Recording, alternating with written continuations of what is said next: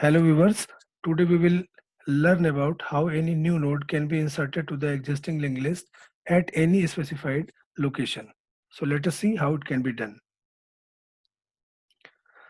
The insertion in the linked list can be done either at the location 1 or any location larger than the 1, that is location 2, location 3, location 4, etc. It can be best explained with the example. Suppose we have a linked list which has 4 nodes. First node contains value 5, second 10, third 15, and last node contains value 20. If we want to insert a new node, suppose this new node is a pointer P is pointing to the new node whose address is 700. And suppose this node is to be inserted at the beginning. To insert any new node at the beginning means we have to make this new node as a head node. Means inserting at location 1 is similar to the insertion at the beginning of the linked list, which we have already seen in my previous lecture. So again we see this, how it can be done. First of all, you have to create a node. So take a pointer which is of node type and use the malloc function, which allocates the memory area and returns the address of this memory area, that is 700, to the pointer P. Now store the value, any value, 25, 30, 50, any value, to the data field of this new node, that is P arrow data is equal to 25. Now make this new node as a head node, because if we insert this node at the beginning of the existing linked list, it means that we have to make this node as a head node. So first of all, we have to connect this node with the existing linked list first node, that is head node.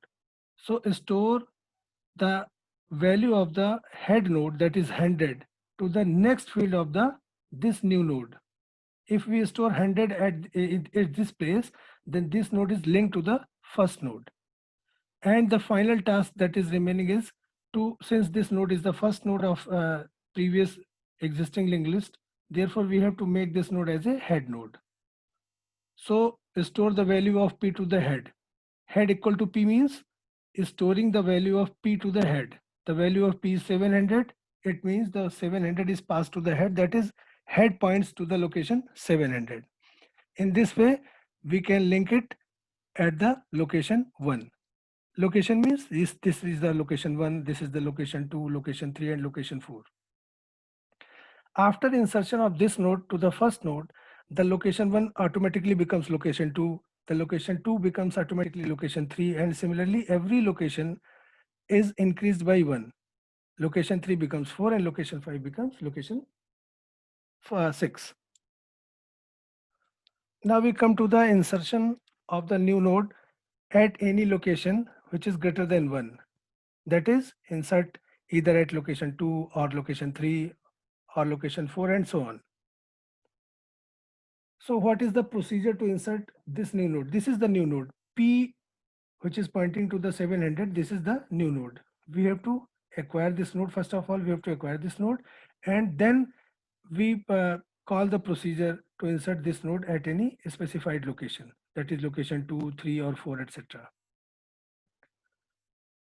So we know that in previous lecture you have seen that when we have to attach any node in the existing linked list, then first of all we have to set a pointer just before to the node where we want to insert this node.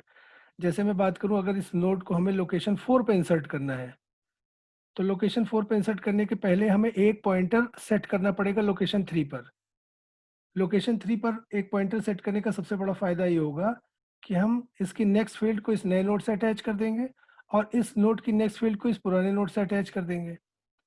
तो इससे हमारा ये linkage easy हो जाएगा. तो इसीलिए देखिए, सबसे पहला प्रोसीजर का जो फर्स्ट स्टेप है वो है set a pointer, suppose q, at a node which is just before the inserting location. जो भी इंसर्टिंग लोकेशन, अगर लोकेशन 3 पर इंसर्ट करना है तो एक पॉइंटर को लाके लोकेशन 2 पे सेट करना पड़ेगा.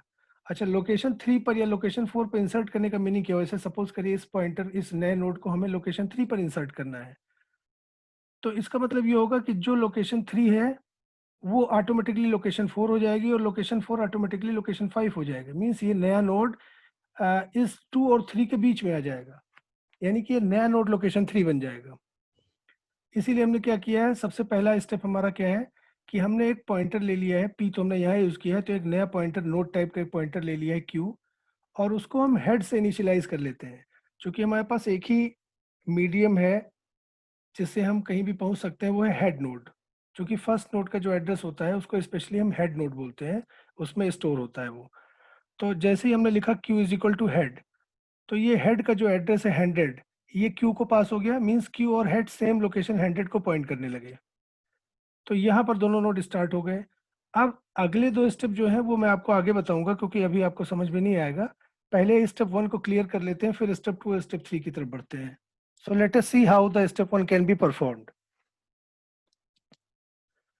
अब कुछ एग्जांपल्स मैं आपको बताता हूँ। सपोज करिए आपको ये नया नोड जो P है 700 पे पॉइंट कर रहा है, इसको आपको लोकेशन 2 पर इंसर्ट करना है।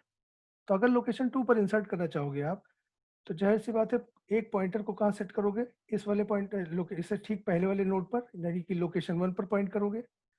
चूंकि हम क्यू को हेड से ही स्टार्ट कर रहे हैं, इसीलिए अगर हम मूवमेंट देखें तो क्या क्यू में कोई मूवमेंट करने की जरूरत है?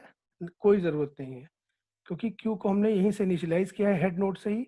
और अगर लोकेशन 2 पर हमें इस नए नोड को इंसर्ट करना है, तो क्यू यहीं होना चाहिए लोकेशन 1 पर ही। इसीलिए हमने लिखा है movement of pointer q is equal to 0।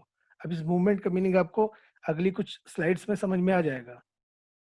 अब सपोज करिए आपको लोकेशन 3 पर इंसर्ट करना है इस नोड को। तो अगर लोकेशन 3 पर इंसर्ट करना है, तो जाहिर सी बात है एक पॉइंटर को आपको लाके नोड लोकेशन 2 पर सेट करना होगा। चूंकि हमने क्यू को ऑलरेडी हेड से इनिशियलाइज किया है, it means we have to move the pointer q to by 1, यानी कि हमें क्यू में केवल एक जंप देना पड़ेगा। क्यू अभी हेड नोड पर है, हमें क्यू को सेकेंड लोकेशन वाले नोड पर लेके आना होगा। It means the movement of the pointer q is equal to 1। इसको ध्यान से समझिएगा, क्योंकि प्रोग्रामिंग का यही आगे फंडामेंटल है। इसी से आपको पता चलेगा कि लूप कितनी बार चलाएंगे क्यू को शिफ्ट करने के लिए। अब एक लास्ट टाइम और लेते हैं एक नई लोकेशन, उसके लिए भी स्टडी कर लेते हैं, जिससे आपको टेबल बनाना इजी हो जाए। ये फर्स्ट, ये सपोज करिए, दोबारा से मैं दिखा दे रहा हूँ कि अगर मान लिया आपको लोकेशन 3 पर इंसर्ट करना है, तो क्यू को कहाँ मूव करना पड़ेगा? लोकेशन 2 पर। ये केवल एक बार जंप देनी पड़ेगी।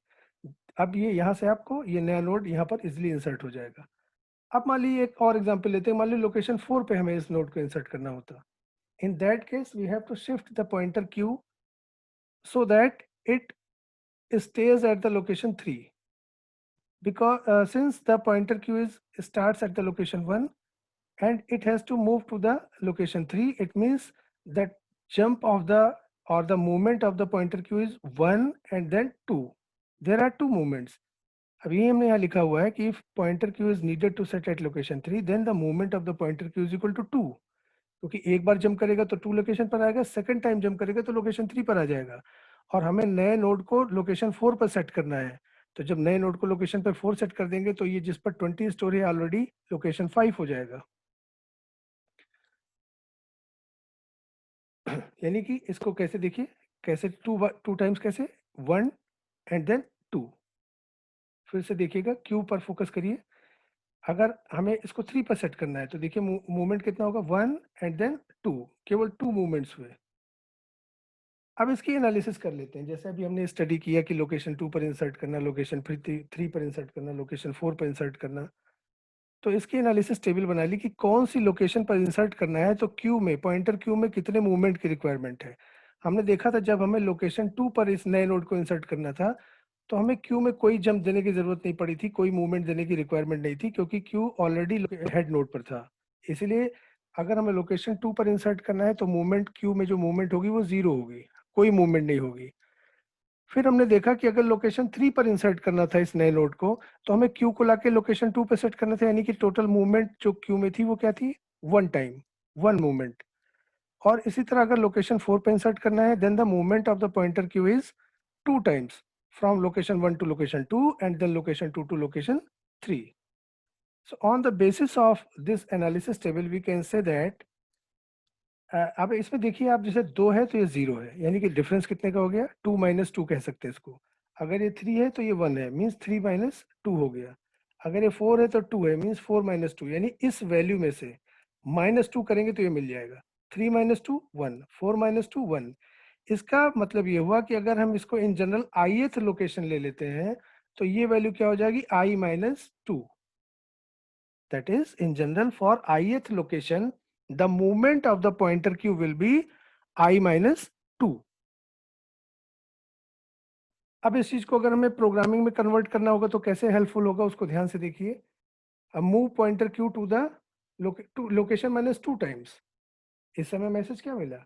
फिर से देखिए, अगर ith लोकेशन पर इस नए नोड को इंसर्ट करना होगा तो हमें टोटल अपने पॉइंटर q को कितनी बार मूव करना होगा? i-2 times. तो इसको ऐसे लिख सकते हैं. अब देखिए यहाँ पर q is equal to q arrow next. ये क्या कर रहा है? q को नेक्स्ट लोकेशन पे मूव कर रहा है. अब ये लूप जितनी बार चलेगा उतनी बार ये मूव होगा. अब ये लूप कितनी बार चल रहा है? 1 से लेकर के location -2. It means this loop iterates location -2 times. तो जितनी बार ये लूप चलेगा उतनी बार ये पॉइंटर शिफ्ट होगा.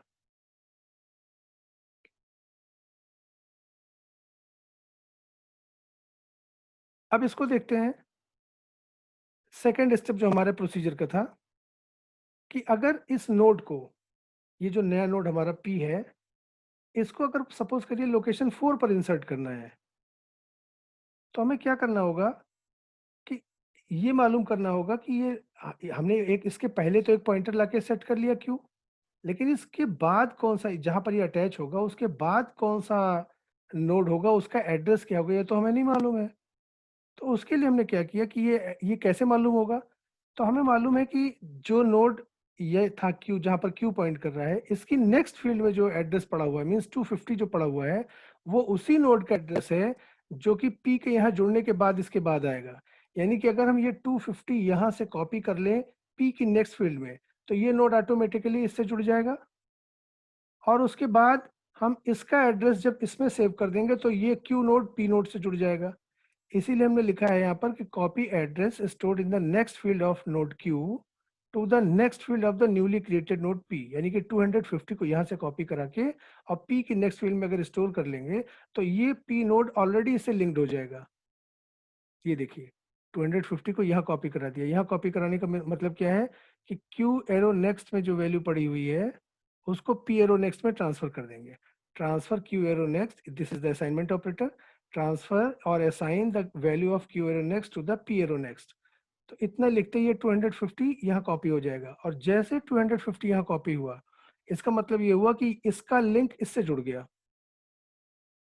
ये देखिए 250 का मीनिंग यही है, लॉजिकल मीनिंग यही है कि ये जो नया नोड है ये अभी तक के जो फिलहाल लोकेशन 4 जिसको हम कह रहे हैं उससे जुड़ गया. आने वाले टाइम में ये लोकेशन 5 हो जाएगी और ये लोकेशन 4 हो जाएगी, लेकिन फिलहाल अभी जो लोकेशन 4 है उससे हमारा नया नोड जुड़ गया. अब आपको डायग्राम देख के क्या लग रहा है कि किसी तरह से अगर ये बॉन्ड ब्रेक हो जाए और ये बॉन्ड यहाँ से जुड़ जाए तो ये नोड ऑटोमेटिकली इसके बीच में इंसर्ट हो जाएगा. तो ये कैसे होगा? यानी कि हमें 200, ये जो 700 है इसको हमें कहाँ कॉपी करा देना है. इसीलिए हमने लिखा है store address of the node p to the next field of the q. P का एड्रेस मीन 700. अगर इस 700 को यहाँ 250 पे यहाँ पर ये इससे क्यों जुड़ा हुआ था? क्योंकि 250 यानी इसका एड्रेस यहाँ पर स्टोर था तो ये इससे जुड़ा था. अब इसको इस नए नोड से जोड़ना है तो अगर इस क्यू जहां पर क्यू पॉइंट कर रहा है इस नोड को इस पी पॉइंट वाले नोड से अटैच करना है तो इसका एड्रेस उठा के यहाँ स्टोर करना पड़ेगा. और जैसे 700 को हम यहाँ स्टोर करेंगे ये बॉन्ड ब्रेक हो जाएगा और नया कनेक्शन इसके साथ एस्टेब्लिश हो जाएगा. देखिए कैसे 700 को जैसे वहां कॉपी करा दिया तो 250 ओवर राइट हो जाएगा 700 से और ये वैल्यू आ गई 700. दोबारा से दिखाता हूँ आपको. हमने 700 को कॉपी कर दिया 250 पर तो 250 700 से ओवर राइट हो गया और 700 यहाँ आ गया. जैसे ये 700 आया इसका मीनिंग हुआ कि अब इसके बाद हमें कहाँ आना है? इस लोकेशन पर आनी है कि ये बॉन्ड इससे जुड़ गया, ये जुड़ गया. और ये जो पुराना बॉन्ड यहाँ से पहले था वो चूंकि यहाँ 250 स्टोर था तो इससे लिंक था, लेकिन अब 700 यहाँ पर स्टोर कर दिया तो ये इससे जुड़ गया. तो आपको लग रहा होगा location 1 then location 2 then location 3 and after reading the value of location 3 we have to move the new location.